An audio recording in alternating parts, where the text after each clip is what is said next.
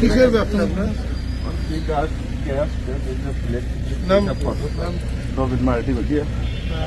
আমার নাম পলাশ কুমার শাহ।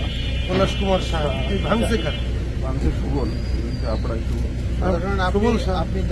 ওর সাথে কি ও মানে এই জমি জাতি নিয়ে আমার বাড়ি এটা স্যার, ওর জমি এটা, তার জমি জাতি নিয়ে দ্বন্দ্ব। আমি তো টাকা পাবো, টাকা দেয় না, এই সামনে দ্বন্দ্ব। এই ভাঙার ওই দিন ভাঙার কারণ নাকি বিরাট বড় লিডার হয়ে গেছে নাকি? তো আমি জানি না। আপনি ওই যে যারা যারা ভাঙছে সন্দেহ করছেন সবার আপনি এটা তালিকা করে রাখেন, আমি আইসি সাহেবের বলে দিচ্ছি। এখন স্যার রাত্রেবেলা আমরা ঘুমাতে পারতেছি না।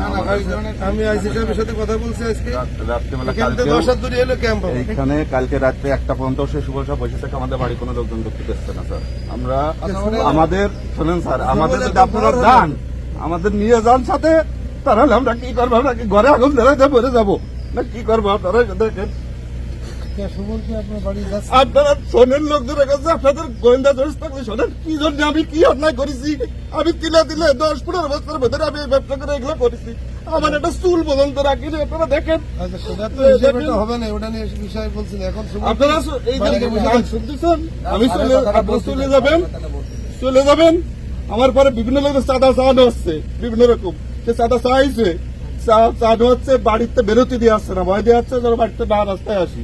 তাহলে আমরা কি করবো? কাজ আমরা খাবো কি? কোন লোক বাজারে আমাকে দিয়ে যেতে যাচ্ছে না।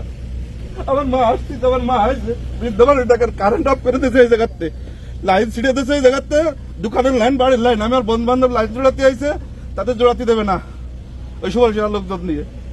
আমরা কি এমন অন্যায় করেছি? আমার মা আসছে 65 বছরের উপরে বয়স, শোনেন, ওষুধ খাই, ওষুধের পরে থাকে। আমরা কি করেছি যারা? স্যার আপনারা চলে যাবেন রাত্রিবেলা, তো উনি কি প্রশাসনের ঊর্ধ্বে? রাত্রিবেলা এখন রাত্রিবেলা থেকে থাকে না, উনি কি ঊর্ধ্বে, প্রশাসনের ঊর্ধ্বে? উনি কি রাত্রিবেলা থেকেও থাকে না। আমাদের বের হয়নি আমরা। না নম্বর রাখেন।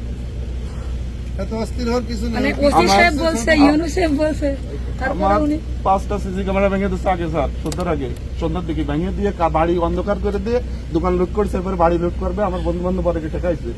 এই যে সমস্যা হলে এই নাম্বারে ফোন দেবেন।